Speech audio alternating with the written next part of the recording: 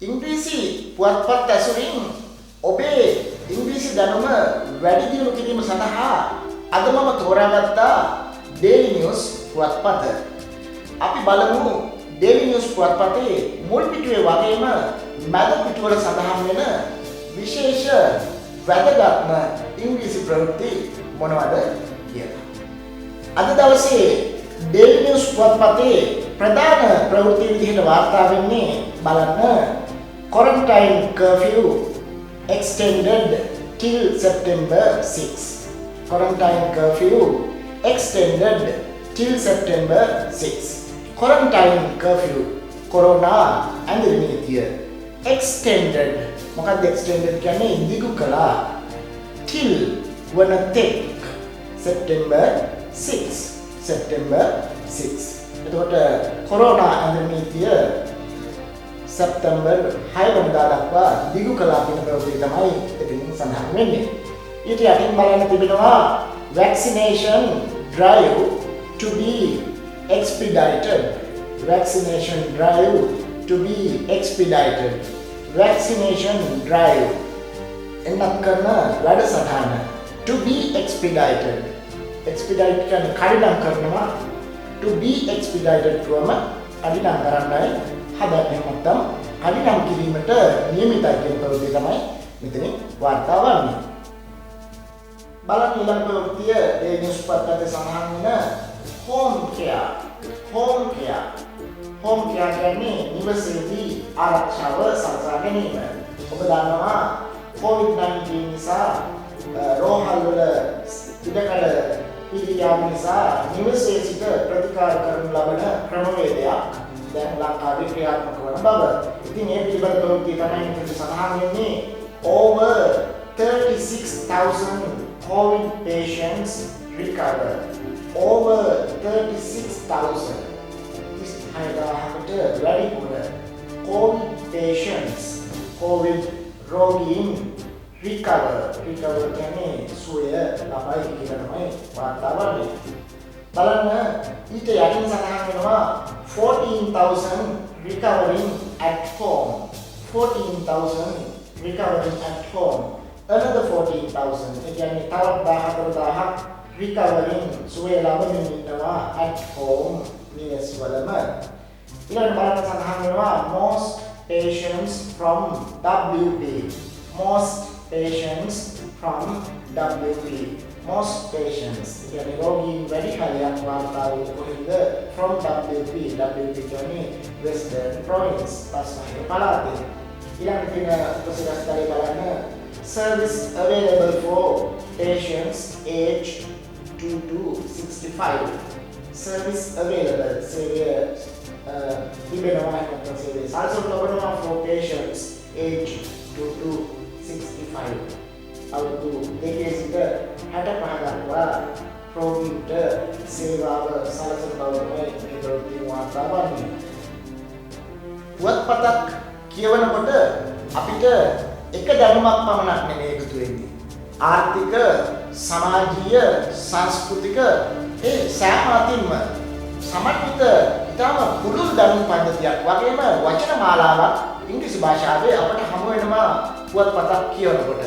ඉතින් ඉංග්‍රීසි පුවත්පතේ සඳහන් වෙන ආර්ථික පුවත්, සමාජීය පුවත්, සංස්කෘතියට අදාළ පුවත් විශාල වශයෙන් සඳහන් වෙනවා. ඉතින් මේ වගේ ප්‍රවෘත්ති කිහිපයක් පිළිබඳව අපි මේ පුවත්පතේ සලකා බලමු. No pay cut for public servants. Amaraweera.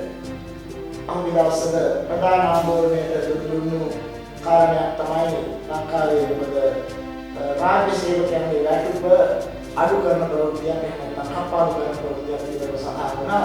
මෙතෙන් කියනවා Amaraweera අන්තිමා no pay cut for public servants. no pay cut. බලන්න ප්‍රවෘත්ති වාර්තා කරන විදිහේ no pay cut. pay cut කියන්නේ පඩි කැපීම. එහෙම නැත්නම් වැටුප් කපාඩුව. මේ විදිහට නාමපද වලින් තමයි මේ හෙඩ්ලයින් වල බොහෝ වෙලාවට ක්‍රියාපද වෙනුවට නාමපදයකින් noun phrase එකකින් ප්‍රධාන අර්ථයක් දෙනු ලබනවා. ඉතින් ඒ වගේ තත්ත්වයක් තමයි මෙතන තියෙන බලන්න. no pay cut. පඩි කැපීමක් නැහැ. for public servants. හැබැයි සේවකයන්ට බලන්න ඊළඟ ප්‍රවෘත්තිය ප්‍රධාන පිටුවක් විදිහට වාර්තා කරලා තියෙනවා vaccination drive expedited. Vaccination drive expedited. එන්නත් කරන වැඩසටහන කඩිනම් කරන ප්‍රවෘත්ති පිළිබඳ ඡායාරූප තමයි එතන පළවෙනි. බලන්න ඊළඟට China gift 300,000 doses of COVID-19 vaccines to Sri Lanka armed forces. China gift ප්‍රදාන කරනවා කැමති දෙනවා 300,000 doses ලක්ෂ 3ක පමණ ප්‍රමාණයක් මොනවද COVID-19 vaccines COVID-19 එන්න to Sri Lanka armed forces ලංකාවේ හමුදා අංශවලට ලබා දෙන කොට තමයි සඳහන් වෙන්නේ. පළවෙනිවට ඉතාම වැදගත් ප්‍රවෘත්තියක් සඳහන් වෙනවා Speaker thanks China for continuous support. Speaker thanks කතානායකවරයා ස්තුති කරනවා. ස්පීකර් කියන්නේ කතානායකවරයා. කාටද ස්තුති කරන්නේ? China. චීනයට. කුමක් සඳහාද? For continuous support. අකණ්ඩ සහාය සඳහා. ඊළඟ බලන්න සඳහන් වෙන ප්‍රධාන ප්‍රවෘත්තියක් ඊපෙරේදා සමාජ මාධ්‍යවල විශාල වශයෙන් කතා වෙච්ච ප්‍රවෘත්තියක් තමයි SDIG Ajith Rohana discharged from hospital. Ajith Rohana මහතා රෝහණෙන් discharge කරා. නැත්නම් ටිකට් කපලා විතර ගියාගේ කතාව තමයි ඉතින් අහස් වෙන්නේ discharge. ටිකට් කපුවා. ඉතින් මේ ප්‍රවෘත්ති මම දැනට දකින්න නැති අජිත් රෝහණ මහතා සම්බන්ධයෙන් බලවුණු අදහස් ඉතින් කොහොමද එතුමාට සුවය ලැබිලා රෝහණ පිටවෙලි බව තමයි මේ ප්‍රවෘත්තියෙන් වාර්තා වන්නේ.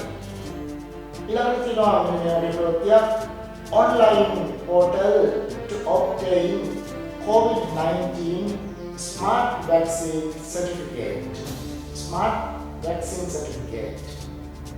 COVID සහතිකය ලබා ගැනීම සඳහා online portal online ක්‍රමවේදයක් කරන්නේ obtain ලබා ගන්නට කොට vaccination ලබා ගන්නට නැත්නම් ලබා ගන්නට online certificate එකක් නැත්නම් සහතිකයක් ලබා ගන්න පුළුවන් කියන කතාව තමයි එතනින් සඳහන් වන්නේ. business news.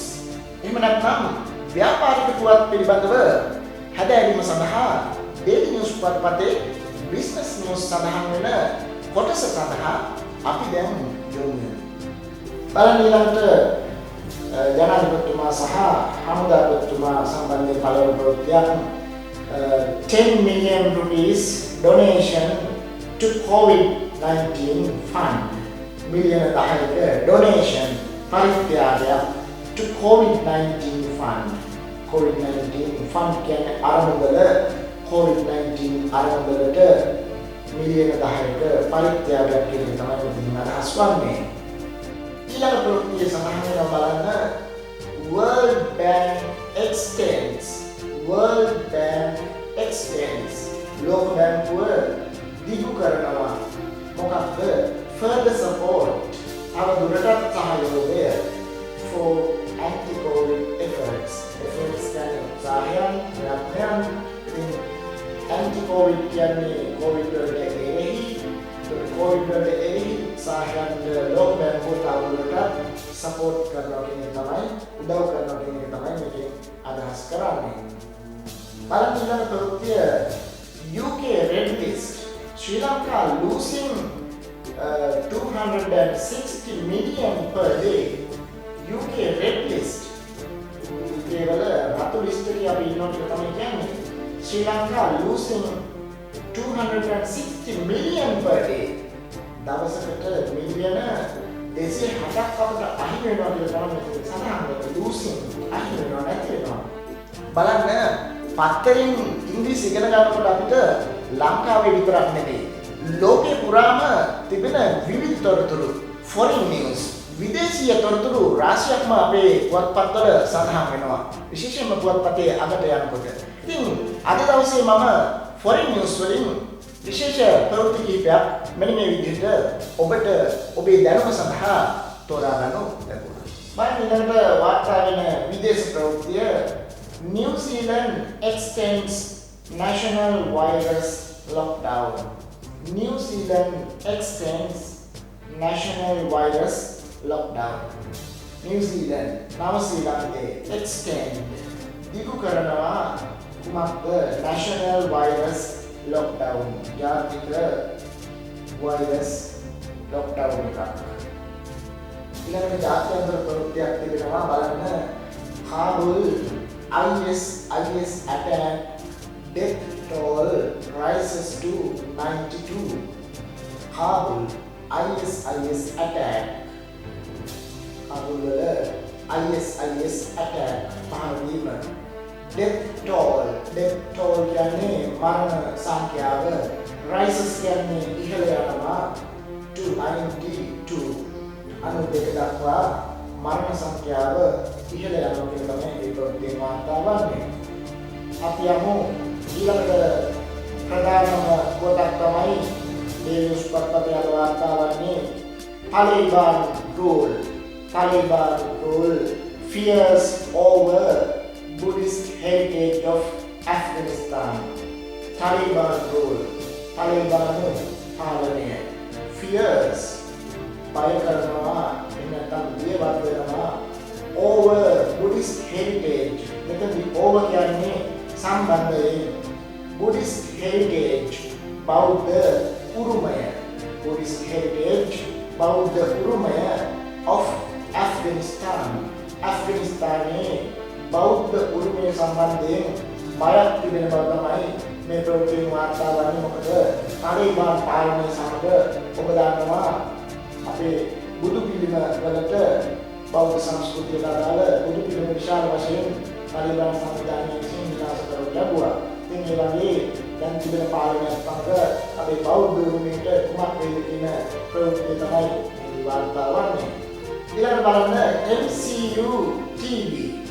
This ප්‍රවෘත්තියක් විදිහට වාර්තා වෙන්නේ MCU TV in Thailand presents live telecast of Candy Asala Perahara. MCU TV in Thailand. Thailandේ MCU TV ආයතනය presents ඉදිරිපත් කළයි. මොනවාද?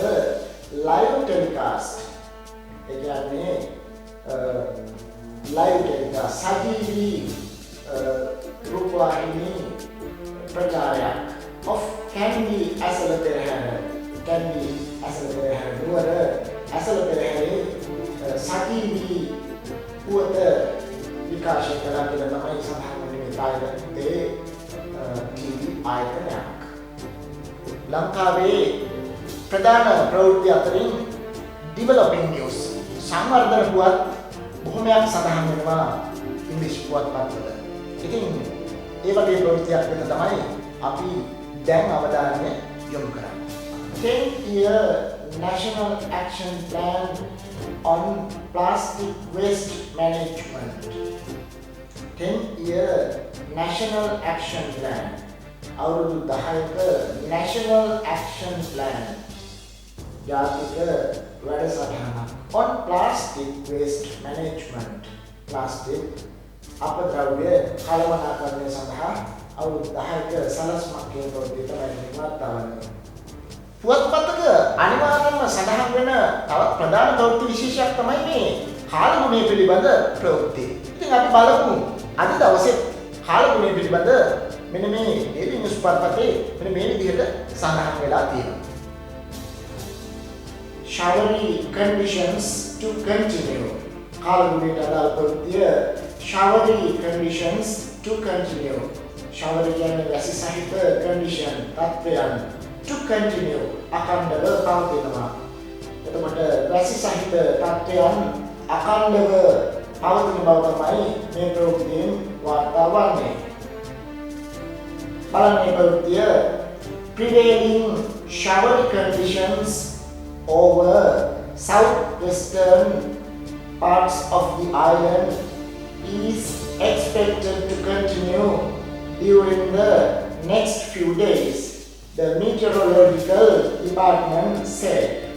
Prevailing yani pawatinama showery conditions yani වැසි සහිත තත්ත්වයන් southwestern parts of the island.